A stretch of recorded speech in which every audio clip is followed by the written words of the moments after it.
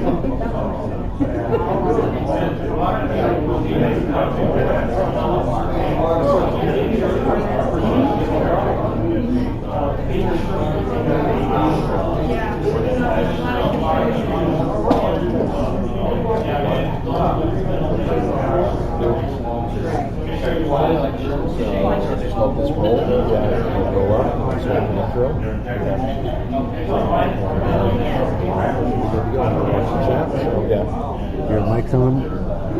We will just sit down. Okay.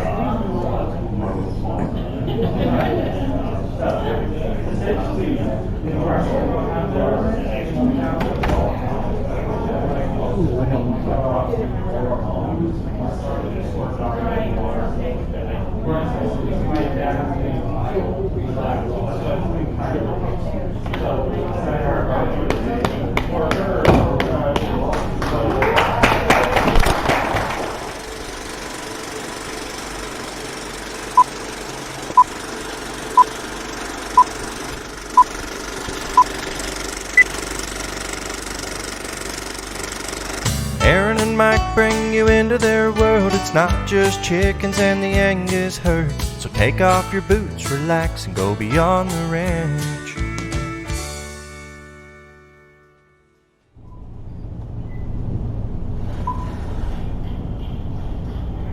You're good. We're good. We're going. We're ready. All right. Hi, I'm Mike. I'm Erin. And this is Our Wyoming Life, which is odd because we're nowhere near the ranch.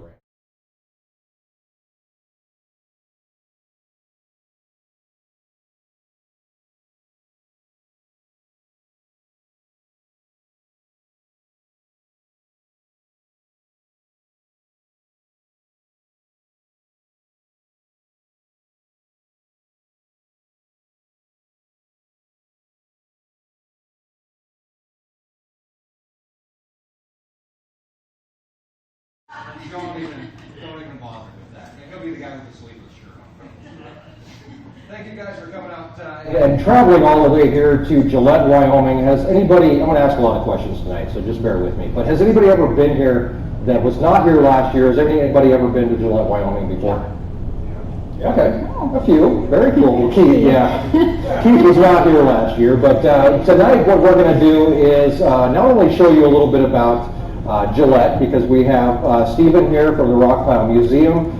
They are going to be open tomorrow morning, and we really hope that you guys get a chance to stop by there and take a look around. We're also going to let you meet some of our sponsors that allow us to put this event on, because we tell people all the time that we want you guys to experience the ranch life and escape the ordinary. And there's no better way to do it than to just come here and do it, right? So this year has been a little weird. Originally we scheduled this back in what, June? It was back in June we scheduled this date. And of course, COVID kind of threw a wrench in everything. And now we got to this point and we said, you know what, we're just going to do it. And there's no... The governor lifted the restrictions. Well, the governor said go ahead and do it. So actually, no, he lifted the restrictions quite a while ago, right? Yeah, but as soon as the restrictions were lifted, we were like, let's move forward. Let's move forward. Yeah, I think we went to 250 people. Yes. And we said, yeah, that's about all the people we know. That's cool. Let's bring them out. So now we're up to 1,000. So we could be a lot bigger, but that's okay. And we're extremely blessed and thrilled that you guys were able to be here and hang out with us tonight and tomorrow. And we're going to kind of let you guys know what's going to be happening tomorrow, as well as let you guys meet some of our sponsors tonight and be able to see what it takes to put this whole event on, because we talk about, you know, Our Wyoming Life, but really Our Wyoming Life is it's way more. Yeah, it's way more than us, and it's touching to see this kind of thing. It's weird to see it like materialize, and like as everyone's been helping us this last week on the ranch, and it's complete chaos, and then like equipment starts coming out, and things get cleaned up, and we see the event start to come together. And actually there was like a little calm before the storm today.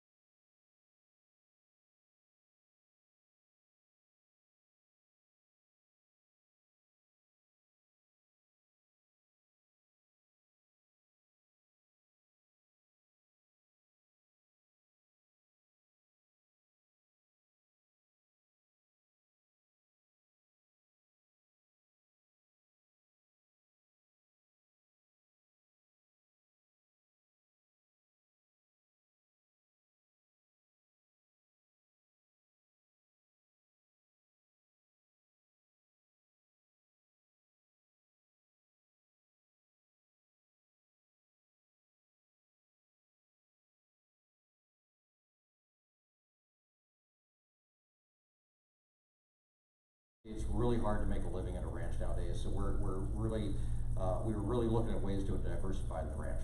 So we took the YouTube. You got me a GoPro, and I think I said this is all it's going to take is just this GoPro. That's the only money we have to spend is on this GoPro. And the GoPro was what, $200 or something like that. 300, yes. Yeah. So I said, you know, we'll do this. We'll make a video, and we'll increase sales locally.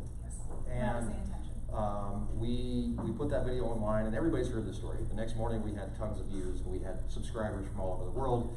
And 3 years later, 3.5 years later, we see that circle around to us when we started doing the ranch roundups and being able to bring people to the ranch and actually make people feel at home. And that's what our whole goal is, that you guys, while you're here at the ranch, that you feel at home.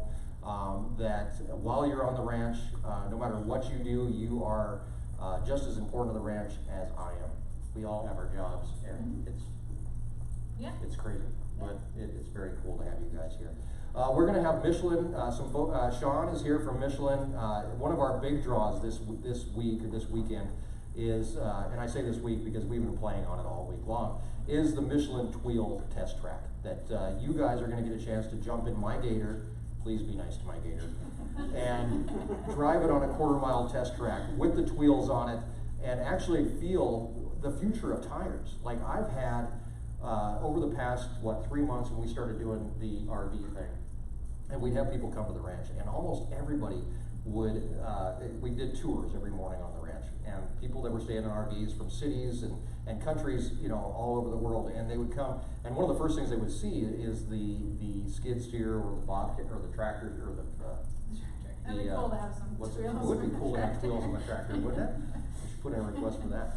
They see the gator sitting there, and and they'd be like, "What is that?" Like, that's one of those things that definitely makes people think twice. And when they see it, they always have the questions about it, and I try to answer them as best as I can. I can't do as well as Sean can, or David, or anybody else at Michelin, but it's interesting to see that people see that, and they're like, that is amazing. And the fact that they start with agriculture, that they're able to take technology like that and move it into ag right away, rather than saying, hey, we need to put this on a Ferrari, right? I mean, that would be my first thought. But no, they're like, let's put it on a gator and see what happens. That kind of stuff blows me away. So it's a little weird for our crowd that's here with us in person, because you guys don't get to see what we're going to show next, but the people that are watching online do. So what we have is a little short video from Michelin, where they're gonna show some of the really cool things that they're doing with Tweels. While you guys at home are watching it, we get to hang out here and talk amongst ourselves. But be sure that you guys that are here go back and watch the live stream and catch these videos that we're going to show. The technology is a little bit farther beyond us than we can pull off at this point without we just need that giant big screen. We need a big screen is what we need. You didn't bring the TV. I did not bring the TV. But we're going to play a short video for Michelin, and then we're going to bring Sean Higgins up here, and he's going to tell you what he does with Michelin, why they work with Our Wyoming Life, and what to expect in the future from Michelin. Hopefully he will not drop too many secrets. I know that he has. I had to sign a non-disclosure that was like this thing when I went to the Tweel factory. So hopefully Sean can help us out. We are having some internet issues, obviously. We're in a hotel. If you ever stayed in a hotel, you know how the internet is in hotels. Apparently that's like it. Like that's where they draw the line. So there's no better hotel internet. I asked him, I said, there's got to be like a secret hotel internet. They said no. There's no secret hotel internet. There's no staff internet. That's what I thought. Like front desk internet, at least. No, they said that's hotel internet. So we apologize if it is dropping out, but let's play the video. Jake is actually producing for us today. He's down there running the computers for us. Jake, play the video, and then we'll come back and we'll talk to Sean.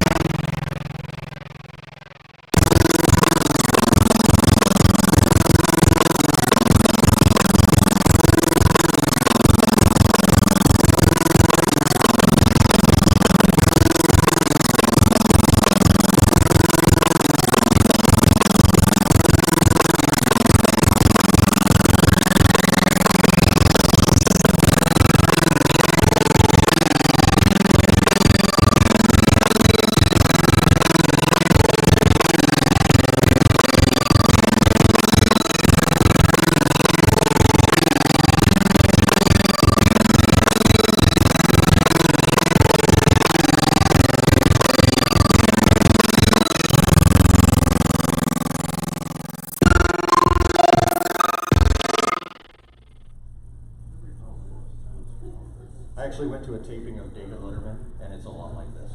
Yeah, at one point. Like, you have to sit there and wade through commercials. It's so weird. But anyway, we're here hanging out with Sean Higgins, who is... You did put your phone there. Sean, what is your title with Michelin? So I am the PTG Business Development Manager for North America. It is a CTIS company, Central Tire Inflation System, specifically for agriculture, and we're in the process of launching that in the U.S. and Canada, and I am the entire team. Are you really? Yes, sir. You are in. Last year, you may remember if you were here, Sean was here. What was your title then? Ag TBM for the Dakotas, Territory Business Manager for So agriculture. you've had a promotion since last year. We'll call it that, yeah. Yeah, okay, sure. No, absolutely. I'm very blessed. It's best job in Michelin right now, I think. Is it because you're one-man department? But it's going to be the one that absolutely shines the best. So I'm very excited about it and what it brings to agriculture within the United States and Canada. So It's crazy to think of, when I never would have ever connected Michelin with agriculture before we came to the ranch, obviously, and even afterwards. I mean, I just, tires were something that came on a tractor, and that's what you were stuck with until you got a flat, and then you buy the next cheapest one that was down the line.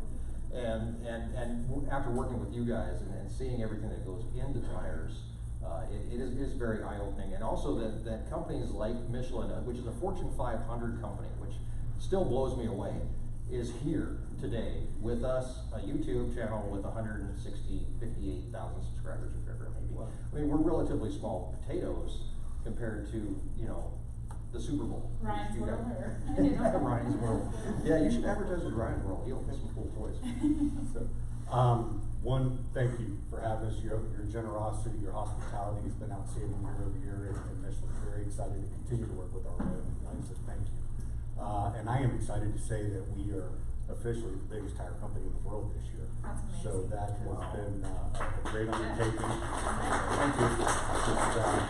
On behalf of all the employees, thank you. And so it's exciting times in the midst of everything that's going on this year. So can you tell us what your, I'm gonna interrupt You interrupt me all you want. Can you tell us what your department, like what your one-man team, what your What you're mission working on area is, now. or can you tell us what you're doing? Oh, absolutely. So we're in the process of setting up dealers, training, everything, talking with OEs, talking with aftermarket and farmers on what product what setup do we need exactly, and then putting together all the training videos and setting up the dealers, and then bringing that over to the U.S. and getting it fully implemented.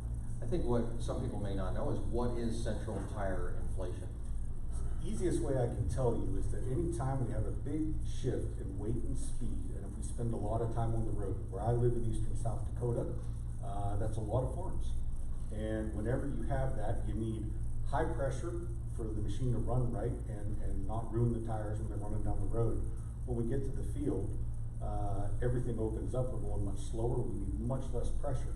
And the goal is to get the lowest amount of pressure possible so that we reduce compaction. And from a touch of a button in the cab, we can do that. Interesting. Oh, wow. So you can change your tire pressure as you're traveling. Yes, on the go, you can adjust it either with preset limits or individually as needed. Say you got a little wet spot that you hit in the field, you can drop that pressure down a pound or two, no problem, get out of it, go right back to your normal pressure. And for example, let's say we're running 6-7 PSI in the field, which a Michelin tire can do. If we start out in the morning and it's 50 degrees and by the afternoon it's 80, every 10 degrees we go up to PSI. So to be able to re-regulate that pressure so that we have maximum footprint, we can do that. Wow, I never knew that tire pressure was actually complicated at all. I mean, you just fill it up to what it says on the side of the tire, and that's pretty much all you got to do. But this technology is obviously new technology, correct? No, this technology's been around for a couple of decades. Really? And yes, so, and the company that we purchased a few years ago is called PTG. They're out of Nice, Germany, and right outside of Dusseldorf. And they created a really fantastic system that the best way I can explain it is think of it like Christmas lights. When you normally think of the tires being inflated, if you pull the line out, one line comes out, all the tires go flat. Not on a Michelin system. We have what's called a two-line system. So all the valves are shut off all the time to every tire, and even if a line came out, the air still stays in the tire. So it's a really cool system. Integrates via ISO-bus into the main display of the tractor or the sprayer. So from a touch of a button, they can modify exactly what the pressure needs to be. Is there an app for that? It's coming. It's coming. There's got to be an app for it. It doesn't matter. So I'm sure you're going to get a lot of questions tomorrow during Ranch Roundup itself, but also you're going to be hanging out at the Tweels test track. Yes. And you haven't actually driven it yet. You came straight to the hotel here. I did. And you haven't been out to the ranch yet. The test track, I'm not biased at all, but it's pretty dang fun. It's first of all, we have the Tweels on the Gator. So it's a different feeling altogether. I haven't driven it in the Gator yet. I drove it on a 4-wheeler, and I did it once, and then the kids were all like, we want to go on the test track. Well, they didn't know that this was happening either, and so they were like, we have a racetrack.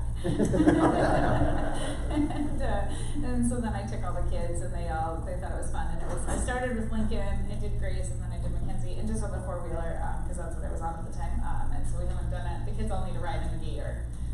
But it was fun to start with Lincoln, and we went pretty slow, and then by the time I had Mackenzie and stuff, and like the little kids I put in the front of me, and like her I know, put right on now the back. there's people out there scratching their head. Yeah. And I put Lincoln on the back or put Mackenzie on the back, and it's hold on and let's go, and they're all funny, like even Lincoln's like, go faster. Yeah. And, they had fun, and you could go a lot faster in the Gator than on the You can. 4-wheeler. I took Jeff around in the Gator, and he was doing the same thing, squealing, go faster! Yeah, it was pretty fun. And you took the little Gator out too. I did take the little Gator out. Now, the little Gator has Gilbert's old Gator, and it has no suspension whatsoever. Yeah. And that was a little rough. That I one, know, I was like, I came back and my kidneys were bleeding. I was like, okay, this isn't gonna work. But, so nobody will drive that around. No, it would be, I can't believe that you drove it. No, it's a straightaway and then a curve and up and over and back and S curves, and it's a fun little track to go on, and I can't wait to give everybody a chance to go on it. But the Tweels obviously have a different feeling than a regular tire. Yes. And what do you think? What do you attribute that to the most? I would say the most is because it is an airless radial tire, right? So it behaves just like a regular pneumatic radial tire would handle, but we do it without air, and that's the magic of that product. And it gives you a very different feel, because a lot of tires that you'll find on side-by-sides are still bias ply, which it works, but it's vastly older technology. So it gives you a much more robust feel, better traction, better lateral stability, all of those things that you'd be looking for. No flats in this part of the world. Nice. I can't explain how strong that is. But you have all that with a phenomenal feel as well. So it's a phenomenal product. I've been real excited about the product and selling it for a number of years. There's nothing more frustrating than like working all day and then like coming back to the shop and then 30 minutes later going out and being like, Oh yeah, flat tire or 2 flat tires, which has happened. Like the Tweel is the sexy Michelin right now, isn't it? I mean, they're kind of the golden children. Oh, of absolutely. the world. And there's more stuff coming on it too, which is really cool. So, and it's not brand new for us, but for a lot of people out in America, it is new for them. I mean, nobody really has seen it when you They had seen it introduced in the military probably long before we got a hold of it. We've certainly done a lot of testing with them, from what I understand, talking with folks on the Tweel team. So we're strong supporters of our military, all branches. And I know that we've done quite a bit of testing with the military to help them find a solution where they have the traction, they have the ride, and then it never goes flat. Actually, it's kind of cool, and we haven't shown this in a while, but we have a video. We have to get David to send this to you. But there was a video of an unmanned machine running, and it literally went over a landmine. It took out about half of the spokes in this thing, and it still goes. You can run this thing literally with almost half the spokes broken on it. It's very durable. I don't know if I can talk about it, but I'm going to talk about it anyway. When I was at the Tweel factory, they brought, I don't know if it was that exact tire, but they brought a tire out that had either went over a landmine or was shot with a 50 caliber rifle. And it was still going. I mean, Amazing, you know, and I don't have to deal with that, obviously, but I can Let's have hope. cows occasionally, yeah. I mean, if a cow wants to take out a tire, maybe, but, yeah, it's some really cool stuff, and we hope that you guys can come and be able to drive the Tweels, and obviously the skid steer is gonna be there, you're gonna be able to check them out, we've got some extra sets. You brought some sets of Tweels with you too. I do. I've got some turf ones that'll fit on either golf cart, the front of the zero-turn mower, or a standard mower. So we'll have those out at the ranch tomorrow as well to talk to. So nice to have them for the lawnmower. I We've said got the a same. constant flat on the lawnmower. One of Yeah. those front tires just keeps going flat all Yeah, the time. exactly. Well, thank you, Sean, we really do appreciate it. Thank you. We look forward to hanging out with you tomorrow. I don't know how much I'll get to see you, but, you know, I wanna come back and we're gonna try to test track. Well, maybe we'll do it beforehand. Perfect. So that we can get you used to it.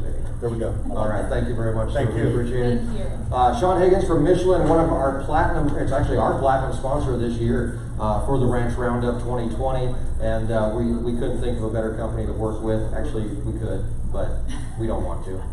Just kidding. Actually, NASA would be pretty cool. If NASA sponsored the Ranch Roundup and I could get like a trip to the, you know, in the space station or something. I know why that tires might went truck on the shuttle. They were on the shuttle, you're right. We're You're kind of- not going to the space station. Okay, fine. I haven't seen that. You're not gonna do that? All right. Well, thank you, Sean. We appreciate it, and Thank you. And thank you for taking your time and hanging out with us tonight too. I appreciate it. Absolutely. Thank you, very guys. much. Sean Higgins. So you can head down. We're going to bring up one of our moderators next, a guy that you all pretty much probably know, and we're going to have him kind of meander this way. I met Matt in a really weird, kind of surreal way. The same way you met like everybody here. Well, true. Not everybody. This Matt person started emailing. They do, yeah. Matt started emailing. I would put out a video, and this was like the first year of the video, so we didn't have, you know, a whole lot of subscribers. Way less subscribers. And I would put out a video, and it would be, the video would come out whenever, you know, whatever time it came out, 7 o'clock or whatever. By noon, I would have an email from Matt with 10 questions. What is AI? What are you doing with this? What's that? How does that work? How do I drive a tractor? I mean, just tons of different questions.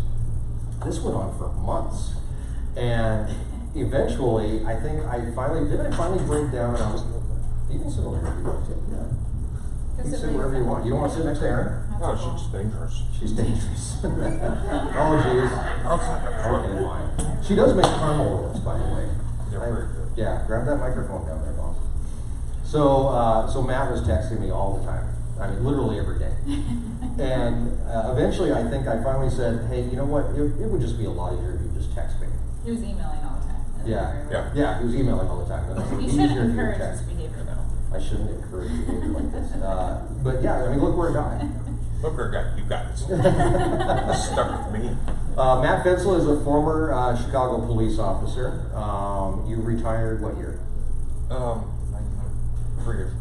3 years ago, he retired from the Chicago Police Department. So Yeah. I would like for everybody to at least give him a hand for that. If you would.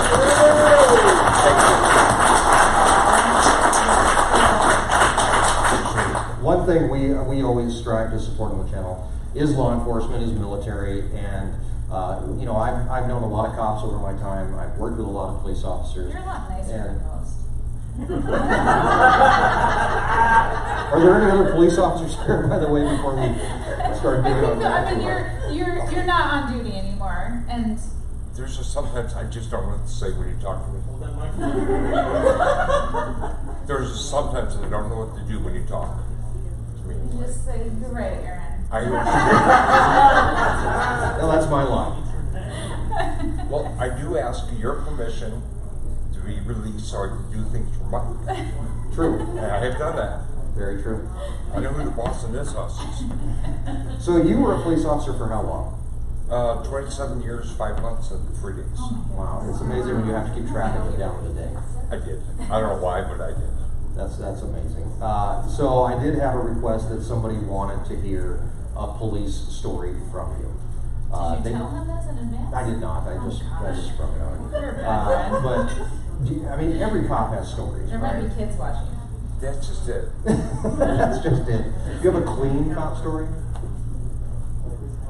It might take you a while. It's in Chicago, yeah. No, I don't. Not one that's really important. Is your mic on? There you go. You sure it's on? Yeah, the light's on. Can you hear me now? Good story. The worst job to have. Is that better? Is going into the watch breaker. Always elicits a, ooh, what'd you do? You're in trouble type things. Right. How's that? It's, Honestly, there was a story that I heard that was, that at some point Chicago Police Department decided to put police officers on segways. they did. They did. They did. Now, I ended that. Yeah, you ended that. Were you the last? Was that Pretty just much. like a more of a, sign of the times type thing? Everybody's driving around segways. It was a cool thing to do It was the cool in thing to do. police departments nationwide. So basically, once I got hurt, we got rid of it in the city. Right. A couple months afterwards, and then nationwide. Right. It happened. Yeah. Oh, that's a good story. The guy who designed the Segway fell on the Segway in his estate in England somewhere, and went down a cliff and died. Right. So I have heard that. Yeah. So I don't want to sound really bad, but I was like, yes. What happened to a nicer guy? Hopefully his family's not watching. Yeah. Well, I hope not too, but you know. Mackenzie has one of those hoverboard things, and we both tried to ride it. Yeah. You did better than I did. I did better for a little. I think actually Yeah, what did I you tell posted you a video when online. you said you were going to buy that? What did I say? You bought girls' helmets and said elbow helmets. pads and knee pads. Yeah, but you still went along with buying that thing for them. Well, Mackenzie saved up. There's a funny story about the Segway, or not the Segway. Razor. What's that thing called? Hoverboard. Hoverboard. Yeah. So Mackenzie wanted a hoverboard horribly bad, and we said if you save up enough money to buy a hoverboard, you can get one. Mackenzie struggles with that. She had a hard time, and so they were $100, and she made it to like 65. And Grace, our middle child, who's now 7, Yeah. she went to Mackenzie. A scary 7-year-old. A scary 7-year-old. Yeah, because when you talk to her, you could tell her mind's moving, like 2 or 3 She's steps thinking, in front of wherever you're Well, at. that leads into the story because she went to Mackenzie and she said, "Okay, how much more money do you need?" And it was another $35 or whatever it was. And she said, "I will give you that money," because Grace hoards money. Yeah. So she said, "I will give you that money, and as long as I own a portion of the hoverboard until you pay me back." Mackenzie never has. And then Mackenzie never has paid her back. So yeah, and now the hoverboard kind of just sits down in the basement. Mackenzie actually. drives it all the time. Oh yeah, she does drive in circles. Mackenzie turns music on her iPad and she gets her Bluetooth headphones on and she has a racetrack around the basement. Yeah. The unfinished basement, and she sings really loudly. Have you Oh, heard her sing? I've heard her sing. Yeah, Yeah. it's beautiful and It loud. is. She sings good. And She can play the trumpet. I she mean, drives the hoverboard around, and Grace does the same thing too. Yep. But Grace is fearless on that. She's not Grace scared is of it. fearless of everything. Yeah. Yeah, But exactly. she is an old soul. She'll Yeah, no doubt. she'll give you the stink eye and she'll She's lay good at some that. judgment down. I wonder where she learned that from. You? Probably from Tammy. Oh no, learned that from Mom. So the girls in Lincoln will have a lemonade stand this year as a ranch roundup. Yes. So you get a chance to go hang out with them. They're making cookies, right? Yeah, they're supposed to be. Grammy and kids are making cookies tonight. Very cool. I gotta make some lemonade tomorrow. Yeah. Shoot, I don't know if I have a lemonade dispenser. Did anybody bring a lemonade dispenser by chance? No. Remember when we were in Walmart last week and I was like, I need to look in the basement and make sure I still have one of those things. Oh yeah. No one's done that yet. You didn't tell the story of Tammy driving on a truck. Oh, Tammy With did. my car. So yeah, Tammy took the. Tammy is Matt's wife, and every year that Tammy has come to the ranch with you, or you come with her, whichever it works. Yeah.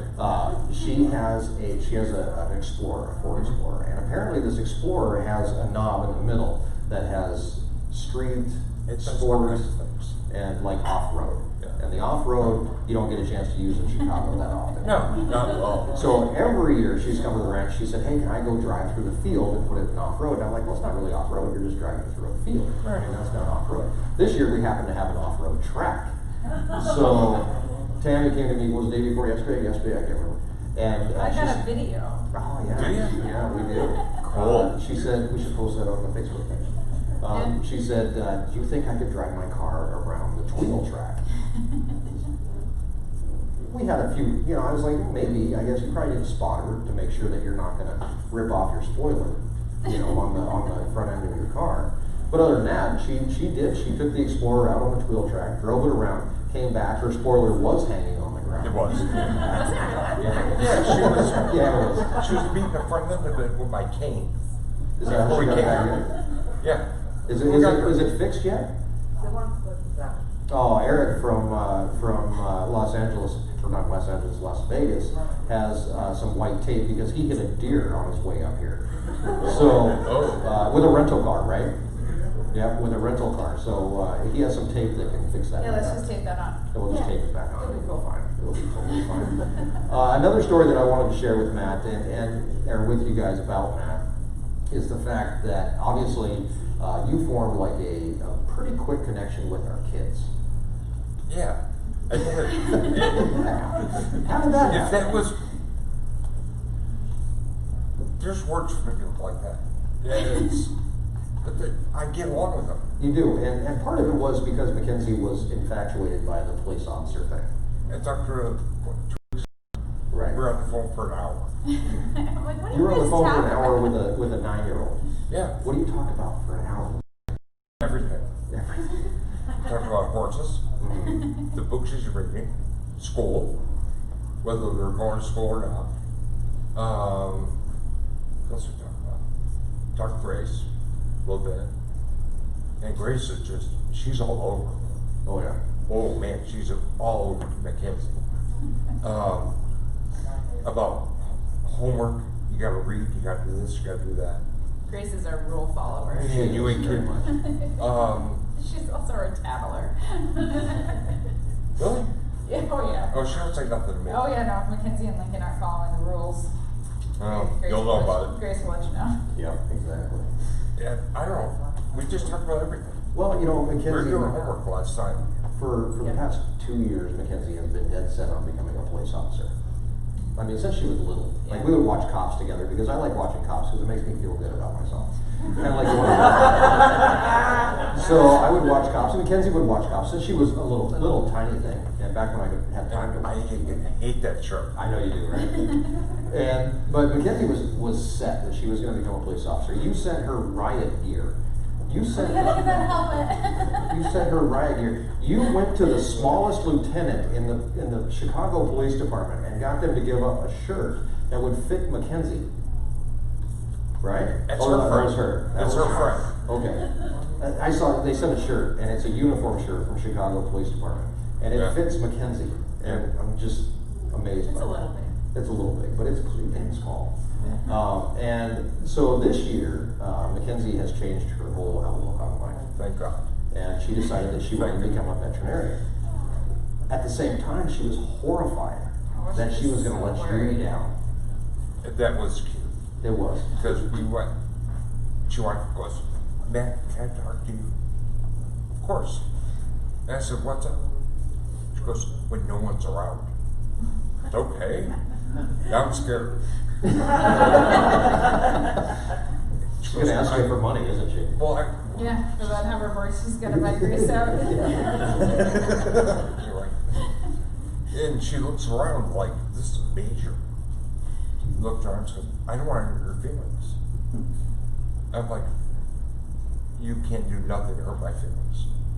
She goes, okay, I don't want to be police no more. And inside I'm like, thank God. Yes. I said, what are you going to be?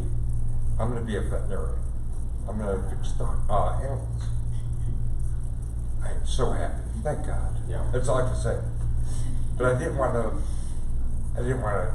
say, no, do something different. Direct this. I mean, we had that conversation several times as parents and stuff. It's like we, obviously don't want to discourage our kids and stuff, but like we were super happy when Oh, that there's- kind of yeah. decision happened. But then But also, she's 9 But she's also, not. so, Yeah, yeah, who knows, She's so. not committed. But then also when like Hitler showed up in the yard with a broken leg, Mackenzie literally pushed me to the ground and was like, "I'm the veterinarian." Like, you're 9, Mackenzie. Okay, here you go. Yeah, have fun with that. She's enthusiastic. You got good jokes. If you missed it, If you didn't see that, it was so funny. I only posted it to the Ranch Roundup Facebook group. So if you're not on the Ranch Roundup Facebook group, which is only people who bought tickets or ghost ticket holders, today Bambi and Blonde Cow and Bambi's calf are in the AeroQuip system, so everybody can see them tomorrow. And then you put Peanut over there today, and we were kind Well, of. no, I didn't. Well, yeah. Someone put Peanut over there. Yeah. And we were doing some rearranging and kind of putting everybody together and stuff, and then I ended up getting in the corral, and I have my Crocs on. That makes fun of me for wearing. But I really like them. I really like them, and they're bright pink. And I stepped in a cow pie. Big cow pie. Big cow pie. And that was good. It was I nice didn't. and clean. Oh, yeah. Yeah, it was fun. It was funny, though. And I said, take a picture. Put it online. And you did. I couldn't believe it. Yep. Couldn't believe it. So Matt Fensel is one of the names that you see quite often during live streams. If you're watching live streams at all, you went from being a Chicago police officer to being an Our Wyoming Life police officer in a weird kind of way. In a weird kind of way. But what I love about Matt is that when I asked him and I said, "Hey, do you want to be a moderator for the channel?" Which basically is just there to keep the riffraff away and make sure everything's flowing smoothly. First thing he said is, "Can I get deputies?" And so you could tell he was like, "I'll do it, but I'm not going to be the bad guy anymore," right? Yeah, a lot of people do it now. Yeah, exactly. So we appreciate everything that you do for us for the channel, and of course, in a way, you're still keeping people safe. Whether it's by bringing William Dunn online, by making sure that we keep Our Wyoming Life a place that's family friendly, that people can come and visit and not have to worry about some of that other stuff that's happening. The way I look at it is my grandkids may see this. Your kids may see this. And if I'm embarrassed for my kids or grandkids to see it, or yours, right, it would be for everybody. Exactly. Well, thank you, Matt. We do appreciate it. Thank you very much for coming and hanging out with us. Matt Fensel.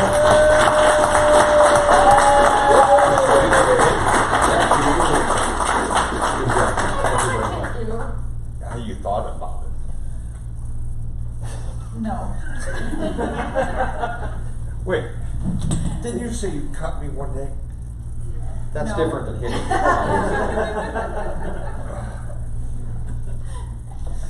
I think your wife also said that she would cut you. Yeah, you wouldn't stick to it. Thank you, Matt. You're welcome, Erin. Appreciate it. One thing that always amazes me about Our Wyoming Life, and not only that you guys are here, but it's the community that we've built here with us. And, Thanks, Jake. and being able to bring people along like Matt or even Sean from Michelin, who not only, they start out as even with Michelin, they start out as sponsors of our channel, and I think they come to us looking at, hey, what can Our Wyoming Life do for us? How can they increase our exposure for Tweels or anything like that? And then we find that they're watching videos and they're following along, and then you get an email from a vice president at Michelin and they're like, how's Bambi doing? And you're like, what are you talking? Don't you have something better to worry about than how Bambi's doing? Is Blonde Cow pregnant? I was like, no, I don't know yet this year. So being able to build a community as we move forward is obviously one of our biggest goals with Our Wyoming Life, and part of that community obviously is showing people where their food comes from and the families behind it. And I talk quite often when I'm doing speeches and stuff like that about putting a face to your food, and nobody wants to stare a cow in the face while they're eating a hamburger. I get that. I wouldn't want to do that either. But if you can put a face to your food and that face is our family or any other family that lives behind a barbed wire fence, that's the face that we want people to put to their food. And one of the big things that comes along with making sure that we're able to raise the food that we can, and one thing that we don't really think about that often is that fence. And that fence is something that's come around this year with Bekaert. And that one kind of just fell in our lap, honestly. Yeah, there was an email and an inbox. It was an email that said, hey, we love what you're doing. We would love to work with you guys and see how we can help. And we were able to do that. We have a short little video, 30-second video from Bekaert that we'd like to play for you guys, and then we're going to bring up a couple of the guys that have put in more work on the ranch, well, I won't say more, maybe more, work on the ranch in the last few days than I have. And we're You going did to a lot of delegating in the I last did few do a days. lot of delegating, didn't I? I think I made some friends. And so, yeah, I made no friends this week. But we're going to bring those guys up. Go ahead and play that video. At Bekaert, we're experts at making fence because we know what it takes to put up fence. Whether it's barbed wire, fixed knot, field or horse fence, smooth or electric wire, whether you want to keep your animals in or your predators out, Bekaert fence rolls out straighter, goes up faster, and stands up stronger than any fence on the market today. Our high-strength, high-tensile, corrosion-resistant fence products are made to last, made in America, and made to make your job easier. Still got questions? Our fence pros are just a click or call away. Bekaert, fencing for the long run.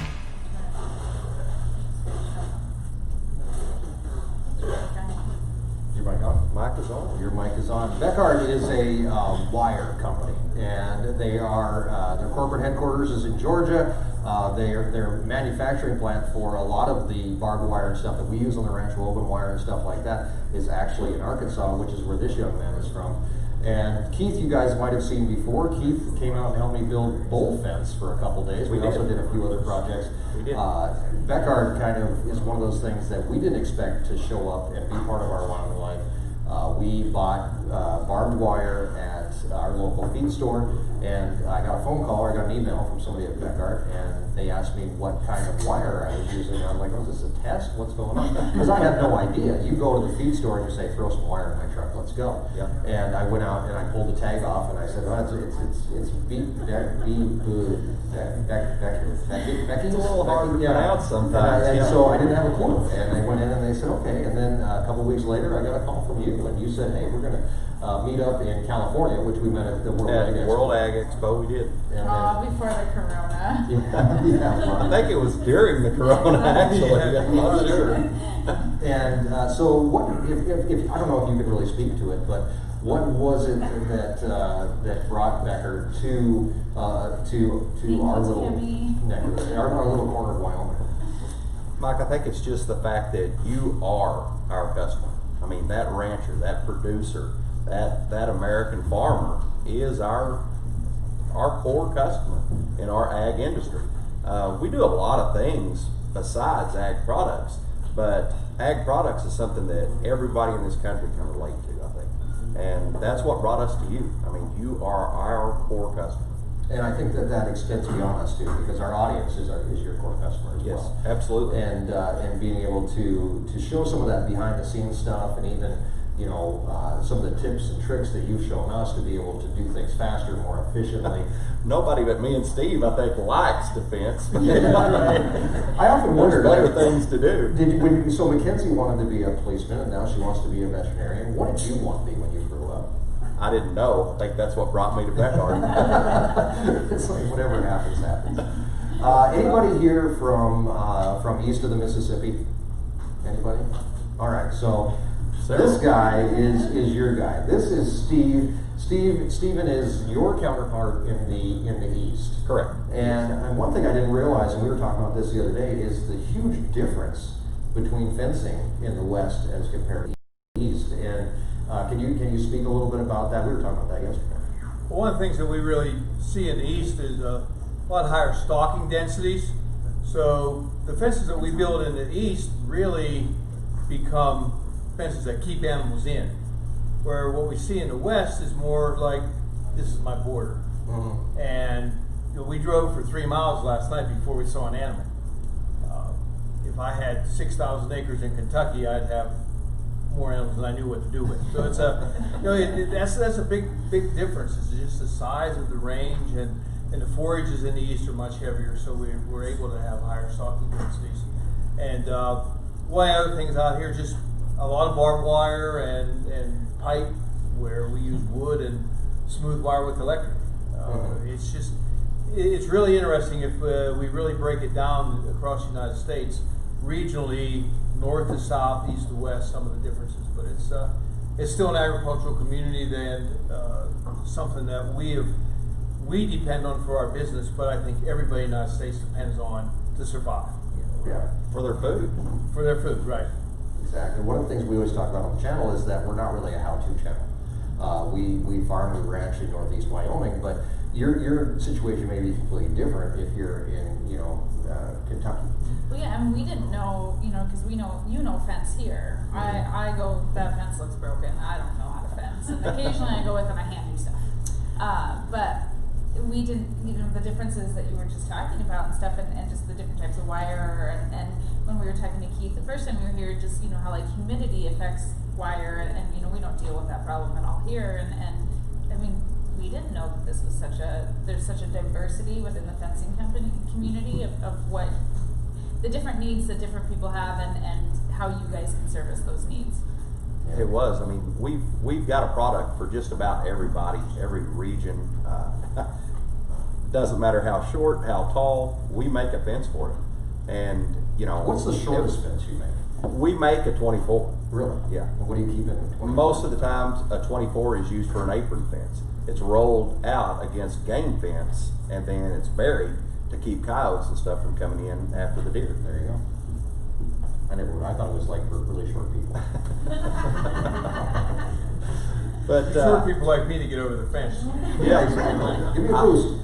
I had an eye opening coming out here.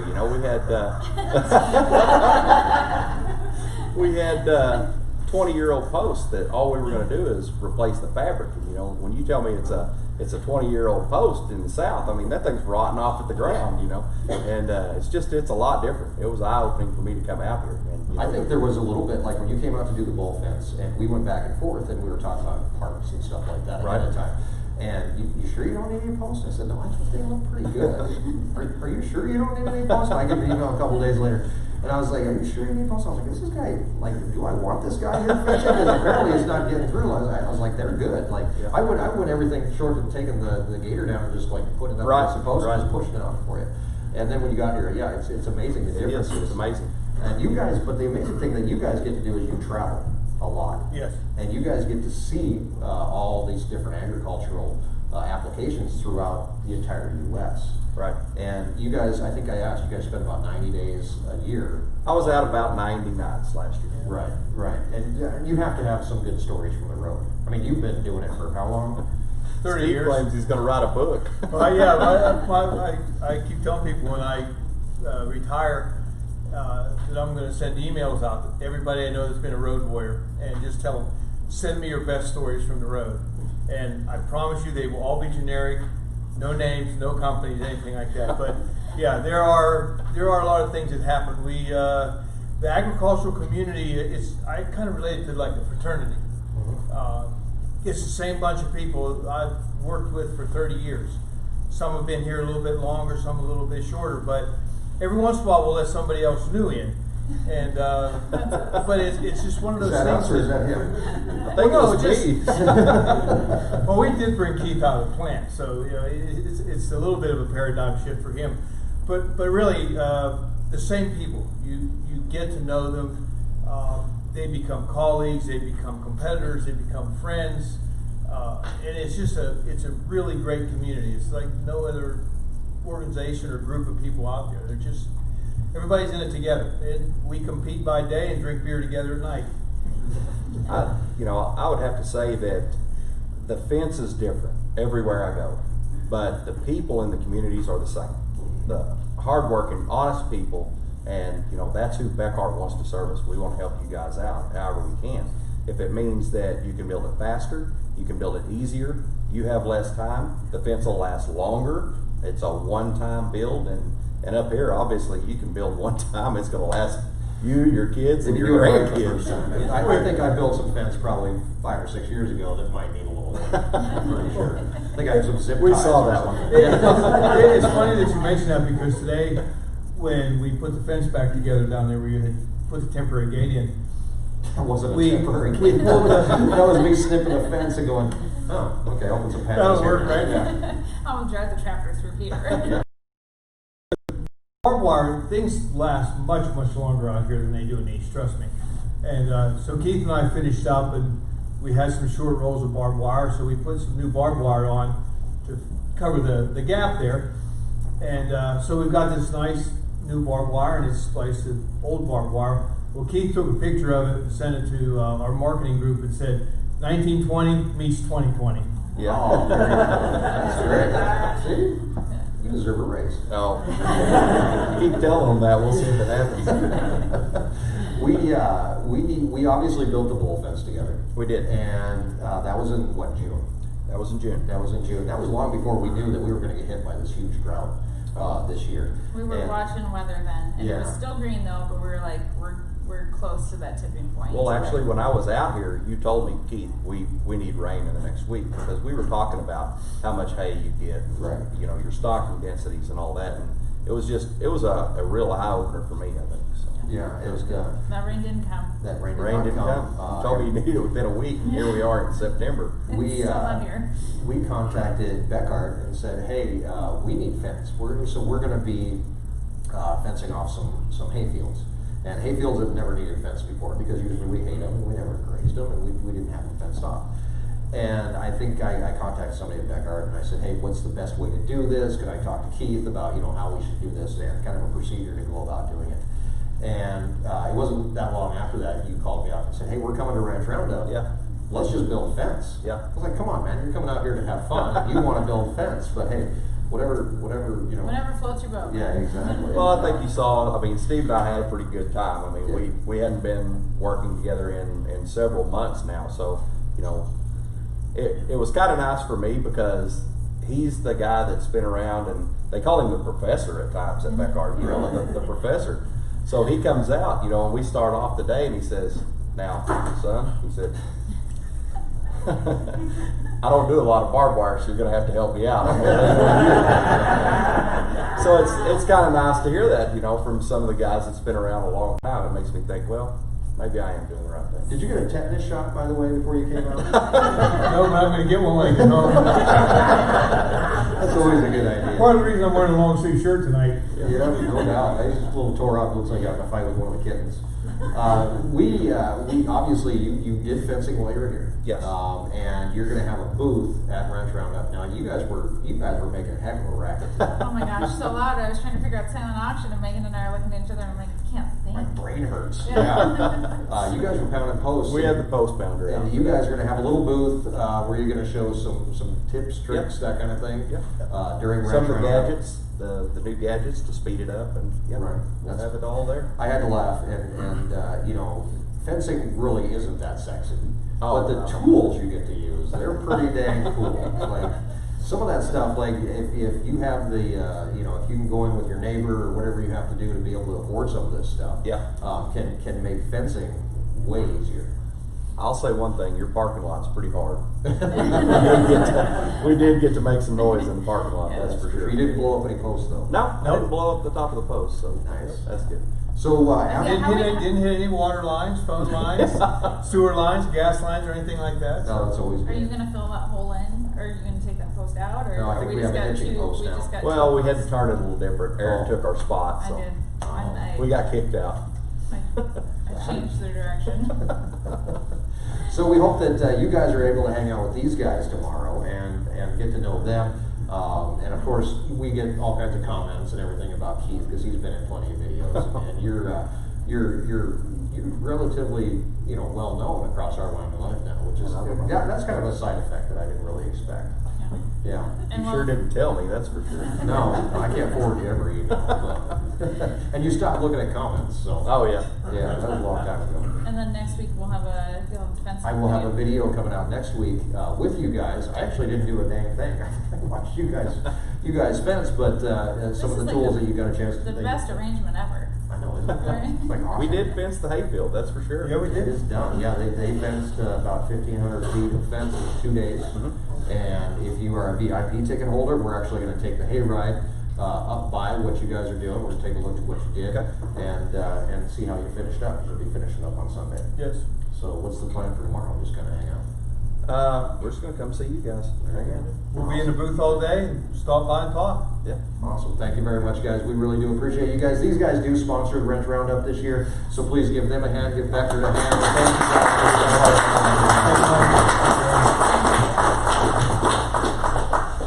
So So another I can't say company, but another thing that we work with all the time, and I kind of slacked off with the blogs and everything else that we've been Oh, doing. you've been a total slack. I know, it's hard.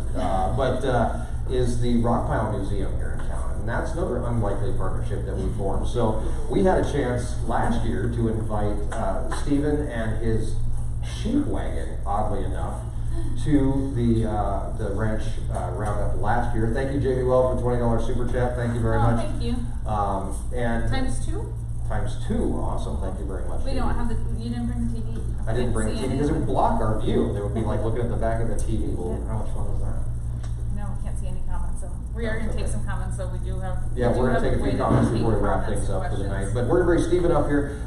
Stephen is he's an educational something or other with the Rockpile Museum,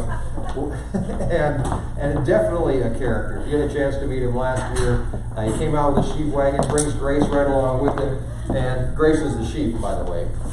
And you got to tell us the story before we even get started about the sheep.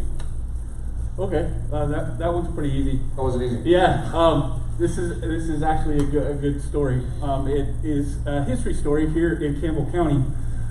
B.J. Reno ran sheep here in the county and on the southern end of the county specifically. And in 1918, he lost all his shepherds because they went off to fight in the war. And so he hired 3 females that became the first shepherdesses in the United States. And in August of 1918 through October of 1918, there was little articles relating the story that 3 female shepherdesses were hired in Campbell County by B.J. Reno. One of them was Grace Keenan, who Grace the sheep is named after. We had a contest with the Ag Expo that is run by the Campbell County Conservation District for, I believe it's 3rd or 4th grade. And the kids all voted, and Grace, of the 3 females that we picked, was the winner. So she's named after Grace Keenan, who was paid $50 a month to take care of 25 head of sheep in the southern end of Campbell County in the year 1918. Keep in mind, all those boys that went up to fight the war, they only had to watch 1,000 head of sheep, and they were only paid $40 a month. Oh, yeah. Did you only watch 25 sheep? 2,500. Oh, okay, 2,500. Gotcha. The boys were responsible for 1,000. Okay, yeah, see, you always give women more work. Yeah, she got more money too. I think it was probably because they felt that the females were more responsible. That could be it. That's probably the case. I know that. Probably. Stephen, you're going to be at Ranch Roundup. Are you bringing your sheep wagon? We will have the sheep wagon with us. It is from the Daly Ranch. It was used by their shepherds until 1936, when they stopped running caracol sheep, which are an interesting piece of American history of themselves. It was the 3rd largest caracol sheep farm in America in 1928 to 1936 when they switched over to beef. Right, and that's something we saw here in Campbell County. Was around that time a lot of people were switching from sheep to beef. Was one of the things that always amazes people here is our stocking rate. As compared to sheep, which is obviously lower. Right. Was there a reason that at that time they were shifting from sheep to cattle? Well, I'm actually trying to figure out the story, because if you go to the west or to the east and cross the county lines, they've had these things called sheep and cattle wars. Mm-hmm. Campbell County, you had livestock ranchers. They weren't sheep or beef ranchers, they were livestock ranchers, means we ran both. So if the beef market went down, usually the sheep market was still high, and vice versa. And for whatever reason, we didn't have as many conflicts between beef and cattle, beef and sheep ranchers here in the county. It was most successful ranches were running both the entire time. And Campbell County is still the 5th top producing sheep producer in the state of Wyoming, and Wyoming's 4th in the nation for sheep production. Really? I didn't know. So even though it's not a big industry, it is still a pretty significant one here. You want to get some sheep? No, we had sheep. We did have sheep. Gilbert loves sheep. And Gilbert loved sheep until they were about 2 months old. Right. And The lambs are adorable. They are. Like, there's no denying how I've cute met a lamb is. plenty of ranchers who they say they keep the sheep for the entertainment value. Right. Yep. That is for sure. So you're going to bring out the sheep wagon, and you're going to be hanging out with us most of the day. Yeah, we'll be there for a good portion of the day. Is the plan. And the people get to go inside the sheep wagon? Oh, check it out? absolutely, yeah. Yeah, this one, like I said, the last time it was in use as an actual sheep wagon was 1936, but we'll have it set up. We got a staircase that we're going to hook up to it so anybody can get in there, and you can lay down on the bed, you can sit on the benches. I won't fire up the stove so that you can play with the stove if you want to. It is going to be 98 degrees. It's going to be warm, yeah. So it will get hot inside the sheep wagon. But yeah, we're also going to bring out one of the local companies, the Empire Sheep Company, was located up in Hewlett, and we have one of their branding irons, and we'll talk a little bit about the difference between branding cattle and branding sheep, because they look the same, but they don't work the same. Exactly. It'll be fun. And last year, you had fun last year. Obviously, you're back, so you weren't like I had a blast. I've done living history and cultural interpretation for the last 20 years. Most of the locations I've worked have been agricultural, 19th century, homesteads, farms, ranches, gardens, historic breed animals. And then I came here, and I'm a museum educator now, so I sit behind a desk most of the time. And now with no guests and no public programs, I really don't interact with live animals or people anymore, trying to figure that out.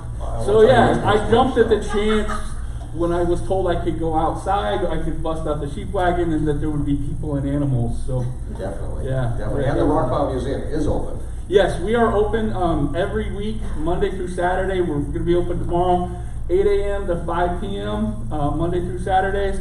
So if you're looking for something to do, get out, stretch your legs, something for the kids to do, come on out. We have history from prehistoric sea life and Triceratops all the way to modern energy.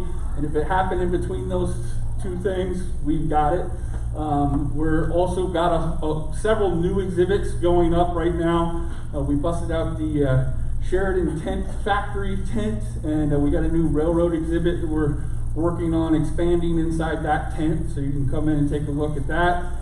We have a almost 100-year-old homestead shack that was built by Archibald Staley, Staley Archibald. I always get it backwards. Staley Archibald, he was the first Eagle Scout to live in the state of Wyoming. He came here after his service in World War I to join his family in southern Campbell County. And we have his homestead shack that he built over the winter of 1921 and 22. You can come in and check that out. And there's all sorts of other exhibits.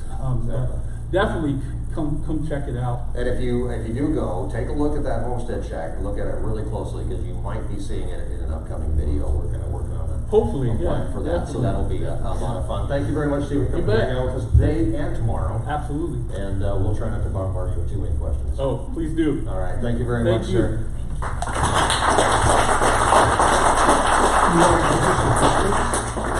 Yeah. Okay. Answer some questions. How's the feed going? Is it still really horrible? It's iffy.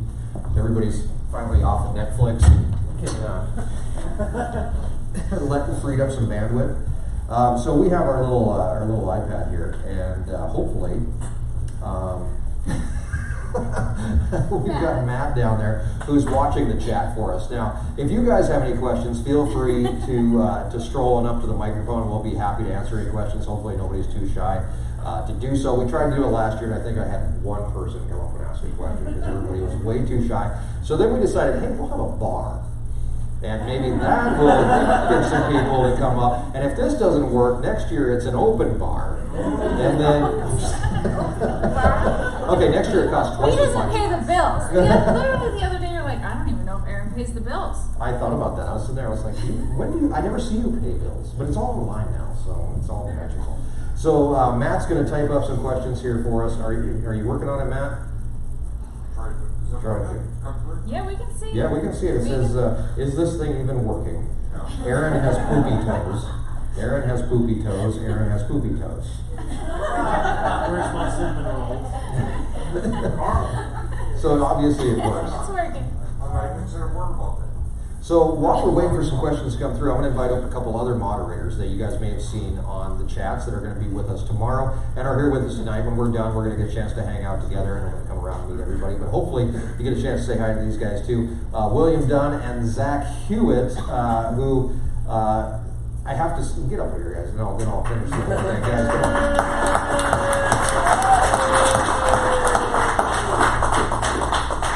These guys are Matt's deputies.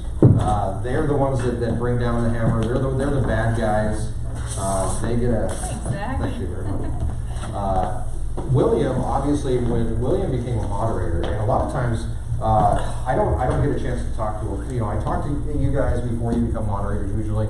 Matt does the screening. But Matt does kind of the screening and stuff like that. And he said, hey, I found this guy. His name's William Dunn. Seems like a pretty down-to-earth guy, and maybe we would like him to be a moderator. I think at that time we had a couple moderators. And it's nice to have a few so that we have a rotation going on and people can take a day off and go, you know, all that kind of stuff. Nobody feels obligated except for Matt because we count on him. But I said, well, what do you think of him? And Matt said, well, I think he's like in his 40s. Seems pretty down to earth, pretty good guy. And I said, okay, cool. So Matt brought him on, and I would see his name pop up, and I'd thank him during live streams, but never really talked to him. And then talked to him on the phone a couple times, and that didn't tip me off. And then last year you came to Ranch Roundup, and I'm fairly certain you walked up to me and I said, can I help you? And he said, I'm William Dunn. And I was like, no, you're not. You're like his kid or something, right? How do you act so old and look so young? Or maybe you are young. Maybe you're not. Maybe you have something like Benjamin Button's thing going on. Oh, it started with my family being raised up the right way, I guess I would put it. Oh, jeez. And of course, Matt blackmailed me. Okay. Oh. Same question, just the opposite. What did Matt say about me? I don't even remember. Honestly, I have to go back and look. I didn't even know who you were. I said, who says that guy? We knew you were in Colorado. Yeah. For the most part, and I think I had seen your picture a few times. Mostly because you have your picture as your profile picture, so I knew what you looked like. So I knew how old you were, obviously. No, but he's the opposite. Well, he looks young too. But I mean, he is young. He makes me feel old. And but Zach looks deceptively younger than I won't tell your age because that's rude. 50. But you don't look 50. You sure? Yeah. Okay. I said. So anyway, these guys came on board as moderators, and I've never asked you the question, which I probably should ask every moderator, is, thank you, JB Well, for another $20 super chat, JB. Why? Why would you want to do this? It's just silence. Silent. Well, I don't know. Now you mention it. So I've been like a moderator on like hunting related forums before, but once we moved to Colorado, I got more into, I mean, when we bought our house, we bought the house, the acreage, and some cattle. Mm-hmm. So like you guys, I kind of just, it was time to learn. Right. And I found your channel, and then I thought, well, you guys helped me, I need to help that next guy. Oh, wow. You know. That's pretty impressive. So there might be somebody like me, that just a small guy who's got 10, 20, whatever, and so if I can help or point them in the right direction to get the help they need, then maybe I can help out. Right. What about you, William? Was there a moment you just said, I've got nothing better to do? Or? Well, seeing how it is, I come from an agricultural background with most of my family, whether it's farming or ranching. I found their channel purely by accident. I said, hey, I want to stick around, see what they have to say, what they're doing, and I just became hooked. And it all kind of started down to when Mike was doing a welding kind of deal, and I emailed him and I said, hey, use this rod instead of this rod because you'll have better. Oh, you were one of those people. Yeah. Except my advice is actually worth a damn, so. Oh, so you're one of those people. Yeah, I'm one of those people. You're digging yourself a hole, man. How high does it go? But I stuck around and I said, I like what they're doing. I like the quality of the work, and I said I'm going to stick around, because the one thing that's lacking, I think, in society today is a good work ethic, and putting it forward like what they're doing is a really tough challenge, and I basically just went from there. Yeah, I do notice that my sleep has gone way down, that's for sure. I think it was not like, it wasn't like promo filled. It was like, this is how I learned to do it. Mm-hmm. Right. And that's what I got acres of fence to fix. Right. Mm-hmm. And that's like, oh, well, he did it this way. I can look at that and do it that way too. One of the hardest things that I struggle with as a YouTube creator or whatever is that there are people constantly coming at you and saying, "Hey, use my product. Here's money. Here's this. Here's that," and it's so easy to It's easy to get sucked down a rabbit hole. Yeah, it's easy to sell your soul for that stuff. I mean, honestly, like our first priority is making sure that we have the ranch for the kids. That's our number one priority. But also, I have to weigh that against everything else. I can't tell you how many grow lights from China I could have. Those Chinese grow lights, they just grow on trees. I don't know how that happens, but yeah. And being able to, and like you said, like showing what we're really doing and being able to, and it's even tough with we deal with Michelin and Bekaert and stuff like that. And I think we put the video of Keith using the pounder. And one of the first comments were, "Well, where's mine?" And it's like, well, first of all, it's not mine, number one. They came and showed it to me, and then they say, "Well, see you later." And but it makes us feel really blessed to be able to do that and share that with people, but also at the same time very humbled, that we get that opportunity, and also that we don't want to squander it. We don't want to take that away from the message as well. I don't want to be a used car salesman. Mm-hmm. I want to be able to tell you what's going to work, and hopefully be able to share that with you. Yeah. My microphone's being bumping off my shirt. You're super annoying. It is annoying. I gotta stop moving. Okay. It's gonna be a long night. It's gonna be a really long night. So some questions from online, and the next thing is that you guys are both raised in the industry as well, so you can help me with these. When does white hat season end? We have 3 white hats. Maybe Tuesday. Tuesday, yeah. Do you want to? What's your forecast for Tuesday? Yeah, whoever brought the snow, thank you very much. I appreciate it. Not. Yeah. So you're in Cheyenne, and they're predicting how many inches of snow on Tuesday? Yeah, 10 inches of snow. And Zach, Is do you anybody guys have driving snow? through Have Cheyenne you on checked the way home? forecast? I haven't looked at my forecast, and after that, I don't want to. Yeah, you're getting about the same amount of snow I am. So we are not getting that much snow. We're getting some mixed precipitation, but we are getting lows that we have got to pick tomatoes on Monday. Yeah. So anybody Even in wants the to high hang out and tunnel, pick we're tomatoes. gonna pick green tomatoes on Monday. So yay, happy Labor Day. Yeah, exactly. So for you, do you change your hat when the seasons change?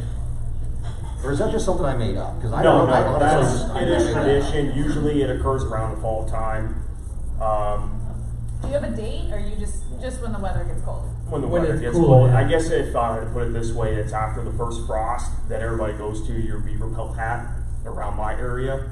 Gotcha. So it was something I just kind of made up on the fly. Well, your guess was a good damn one. I'll put it that way. Yeah.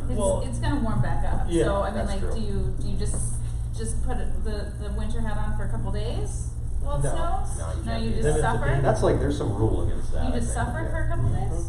You put on a beanie for the snow. Put on a beanie. That's really cool. Well, and the cattle guys down like in my area, they don't wear cowboy hats. They wear ball caps. Mm-hmm. It's like the old school cowboys wear cowboy hats, but like the big cattle guys, they're wearing ball caps. They wear tennis shoes? If they're in charge, yeah. Yeah. Someday can I wear tennis shoes and Crocs? Don't make fun of my Crocs. One of the worst things to come out of Colorado. Crocs? Yes. They came out of Colorado. Really? I like did my not know Crocs. that. That explains so much. Yes. Where do you see, for me, the hat, it'll change, obviously, here pretty soon. And then You'll make it through October. I'll make it. I'll kind of push it through October, but and then we'll blow it up once again. You guys are welcome to bring your hats up. You can throw them on the bonfire if you'd like. I don't think they get new ones from Stetson. Yeah. No, so but you you got work that Stetson deal, it's all, I'm all in. Exactly. Where do you see cattle prices going in 2021? Oh my gosh, that's a loaded question. That's from D&M Farms too. I don't know. I'm watching it go all over the place right now. I mean, we're looking at price of hay. That's ridiculous. What's that? Do you have a crystal ball? I would like that crystal ball. I looked at a local livestock auction and it was below $1. Was it below $1? Yeah. I was like, it's tough. That's horrible. one thing that every time we have people come through on the tour that I like to show people, or at least point out, is like, if we get $1 a pound for a calf, and then you turn around, you're buying T-bones for $14 a pound, who's making all that money? And, you know, we get asked all the time, you know, why do I pay $83 for a steak at a steakhouse? And I say, because you will. I mean, that's basically why you're paying that much. But calf prices, it's all going to come down to the feeders, and if they want to take them on, obviously. We're really worried, honestly, to tell you the truth, that we're going to do the same thing we did last year, where we pulled the calves. We're going to end up feeding them up a little bit, not much, whatever we can afford to, and then sell them. But the fact of the matter is that if feedlots don't want to buy them, or they're going to pay you 95 cents a pound, is it worth it to do that? Because you still have to, you know, either you're taking the loss on feed, or you're selling them for less. So. yeah. Do you want to tell everybody how much you paid for hay? How much we paid for our first load of hay? Oh yeah, we got our first load of hay on the ranch. Thank you very much, because that came out of probably ranch roundup money. We got one truckload of hay, which will last about 15 days and cost $4,000. So I was telling the guys from Bekaert that they fenced off a field that's basically worth about that much, because I can graze cattle on it for that long. So right now we're kind of in panic mode and trying to figure out where we can graze and what we can graze to be able to extend that growing season as much as possible. But you saw hay that was going for $350 a ton. Easy. Yeah. Yeah. Which would be 2.5 times what you guys exactly. were paying. Yeah, we did luck out by finding what we found. So this is the most we've ever paid for hay. People are panic buying already. Yeah, that's one guy, the trucker said. He said some people think there's going to be no hay in December. Yeah. Which could very well happen.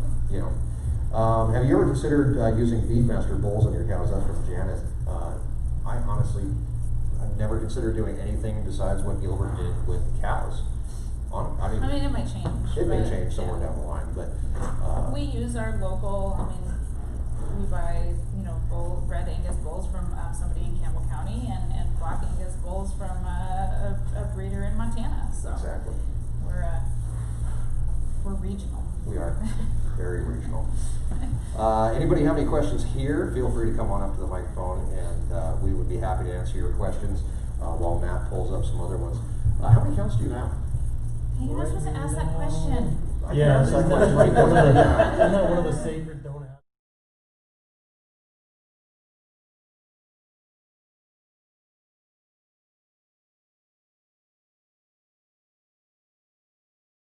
I talk to people all the time, and they're like, I don't have a big operation, or and technically in the scope of things, neither do we. When you do get to look at stuff. Yeah. And people that have smaller operations and stuff like that, I mean, that's the people that I really do feel like that we're kind of moving into that arena of trying to talk to those people. Meeting. When I talked to our livestock brand inspector, he did a place near me. The guy capped 2,000 head. Oh my gosh! I don't even know what I would do with 2,000. Well, he's got a lot of money. Yeah, well, that helps. What is your name? You don't remember me?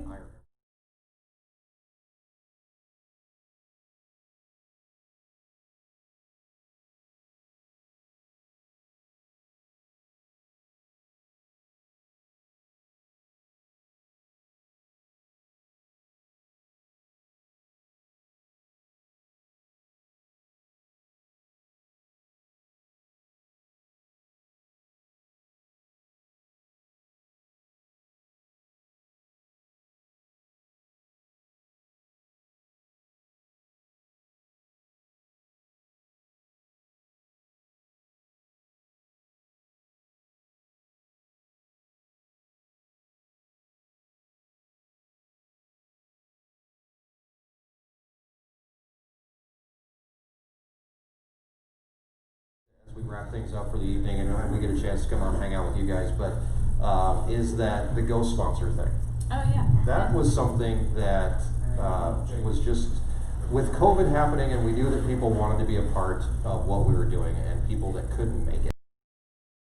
We do the ghost sponsors just kind of on a whim. I vaguely remember the first time I told you about it. I think you might have said it was a stupid idea. Maybe not in such I mean, nice there's like words, an but 80% chance of that happening on any given day, so I keep you humble. you do.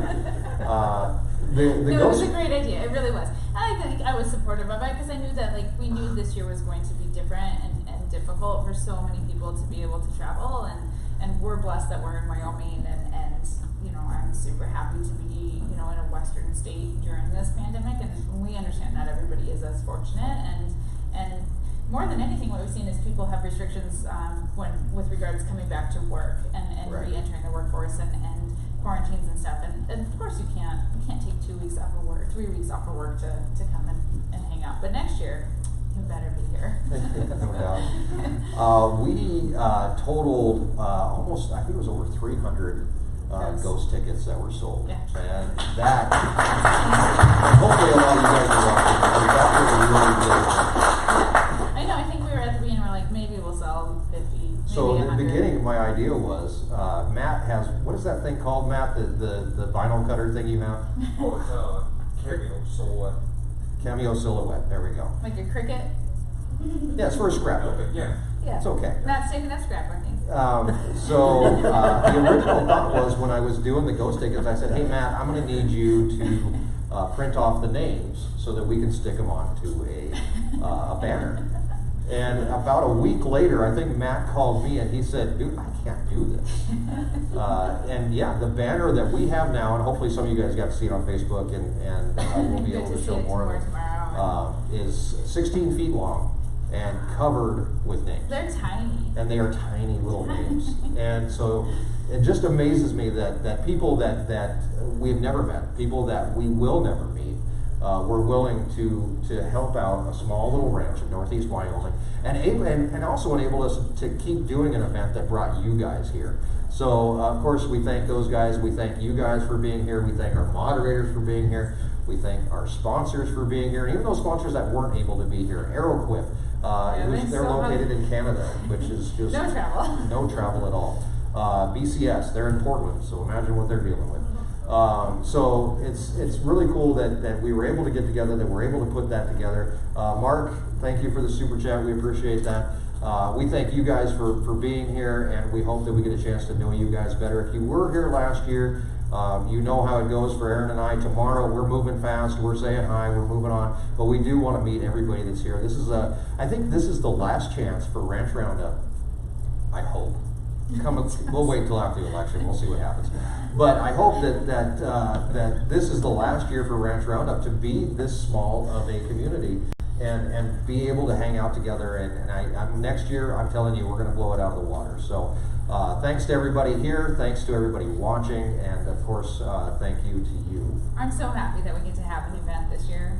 Yeah. Because we, you know, in March and stuff. Are you really? Yeah, Because for the last week. Oh, it's super stressful. Last week. I am happy that we made it to this point. But this is extremely, like, a week ago was not good. Yeah, yeah. But we made it. There's still weeds in the garden though, and I'm just giving up. We're just gonna ignore that one section of the garden, and we're just moving on. Exactly. Now, I do have one more question that I will answer. What, Matt? It's nice to see her smile. Oh. You haven't smiled lately? Not hardly. Not hardly. Well, you'll smile a lot tomorrow. Last year after Ranch Roundup, she came in and she's like, my face hurts. And my rib. And your rib, yeah, you got the rib injury last year. I'm much healthier this year. Somebody asked the question because, what is wrong with you? Are you I okay? need a sippy cup. Usually it's me that's having trouble holding my drink still. Apparently. We talk about Patty Lloyd. Thank you for the super chat. Thank you for the $20 super chat. And myself, I find that the very first real member of Our Wyoming Life, the very first member of our community that I found, because when we came and after Gilbert passed away, we were very much outsiders in the agricultural community. We were these kids from the city who came in and didn't have a clue. I know there was people driving by just laughing at me out there trying to do something, whatever it could have been. But anytime we had to move cows. yeah, exactly. And one of our neighbors did come forward and decided to just, I don't know why. I don't know if he felt pity for me or what it was, but it was, I remember Gilbert at one point, when maybe the last year of his life or something, he said, there's a guy that lives down the hill that has a bunch of equipment. You need to make friends with that guy. Oh, he needed a backhoe. He did need a backhoe, that's what it was. Go down and talk to that guy. And thank you very much, Rising Station. Wow, $5 super chat. Thank you. Gary said, Gilbert said, you need to go down and talk to that guy about his backhoe. I don't think I did at that point. I don't remember. I honestly don't. I think eventually we needed that backhoe. Yeah, but we ended up making friends. We ended up making friends with Gary, who's at least 5 or 6 years older than I am. Yep. And I ended up making friends with him, and really became one of my closest friends in our community. And being able to lean on somebody and ask questions and learn and being able to do that. And I really do want to give Gary a thanks and a round of applause. He will be here tomorrow as well. But the question that came just now was, who is Erin's Gary? Oh. I don't know. That's a tough I'll be question. hiring starting May 1st. Gary, I can't afford to hire you. I'm sorry. No, I want to thank Susan too, though, because Susan did join the board of EPP when we last February when we filed and we needed to have a board. Susan was one of the first people that we talked to, so thank you, Susan, for being on our board. She's our vice president.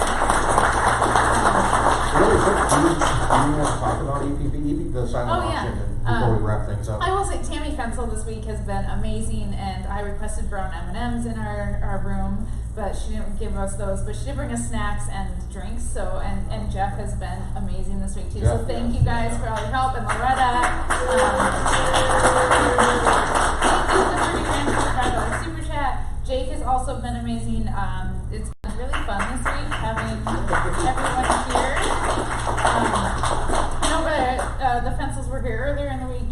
Jeff's been here longer, but like seeing everybody kind of roll in over the last couple days, and now tonight, it's been chaotic but super fun. Susan and Gary came up last night, and oh my gosh, it was chaos. Our house is a disaster. Our kids are kind of a disaster, but we made it, and we're here. But yeah, EPP, we have a silent auction. There is online items available in the silent auction, and you can find that link either on our Facebook, on Edible Prairie Project's Facebook, or on Our Wyoming Life's Facebook, or the community tab of YouTube. If you go to our page, to the Our Wyoming Life page, you can find the community tab, and there's a link. It's hard to find. But there is a link for the silent auction for a few items, and then We should do a QR code for the silent auction tomorrow. oh yeah, for the online one, sure. We'll have time. We'll go do that after We we're have down lots here of time, tonight. We have to make a map and a scavenger hunt still, but cool. We'll do that.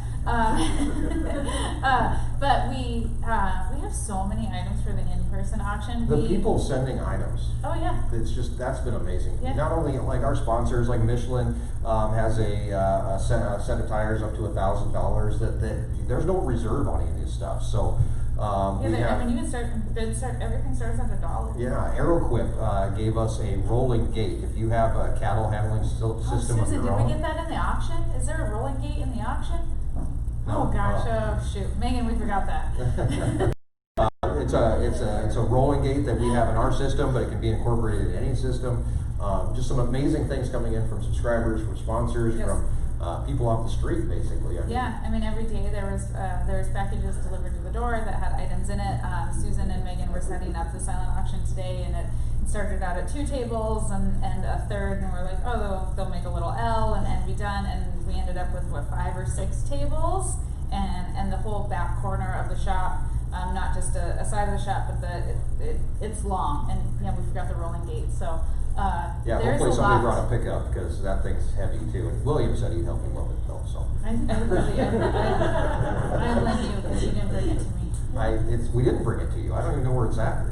It's by the loading chute. It's out there. Yeah, it needs hosed up. Jeff.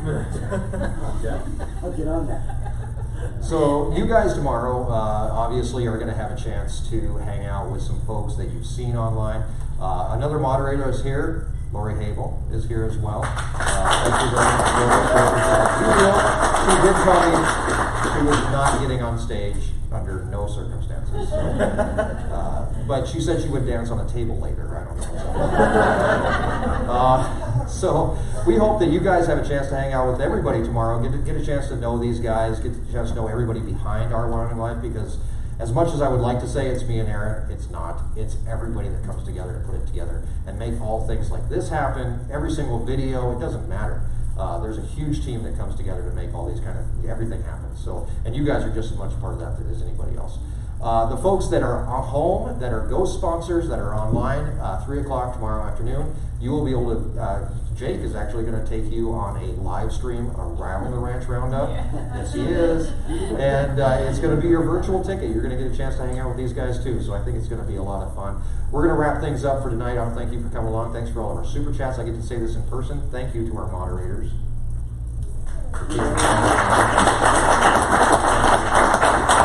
And of course, thank you to you guys for being a part of Our Wyoming Life.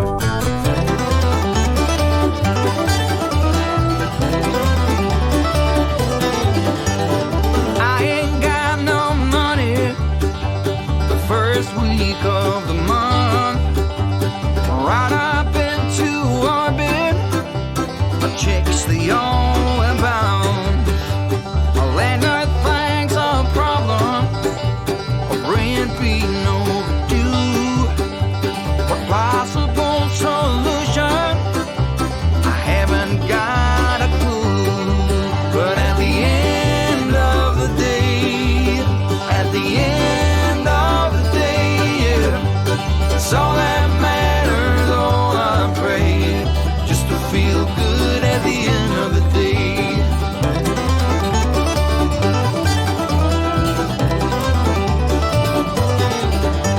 I've loaned on my possessions on all that I can claim. I ain't got a single penny to my name. My neighbor says he's bothered by what I cannot see. Says that I can launder falls what gold should be. But at the end of the day, at the end of the day, it's all that matters. Oh, I pray just to feel good at the end of the day.